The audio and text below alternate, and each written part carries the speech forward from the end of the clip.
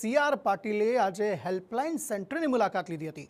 સુરતમાં નવી સિવિલ હોસ્પિટલમાં આ હેલ્પલાઇન સેન્ટર જે છે તે બનાવવામાં આવ્યું છે, જેમાં ઈજાગ્રસ્ત જે પક્ષીઓ છે તેમની સારવાર કરવામાં આવી રહી છે। આપણે જાણીએ છીએ કે ઉત્તરાયણનો પર્વ છે, તેવામાં જે પક્ષીઓ છે તે વધુ ઘાયલ થતા હોય છે, તેવામાં ઈજાગ્રસ્ત પક્ષીઓની જ્યાં સારવાર કરવામાં આવે છે તે હેલ્પ સેન્ટરમાં સીઆર પાટીલ પહોંચ્યા હતા।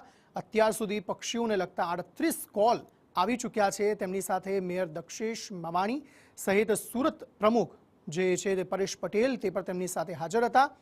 જળશક્તિ મંત્રી સીઆર પાટીલે પક્ષીઓના હેલ્પલાઇન સેન્ટરની આજે નવી સિવિલ ખાતે હોસ્પિટલમાં જે સેન્ટર બનાવવામાં આવ્યું છે તેની મુલાકાત લીધી હતી।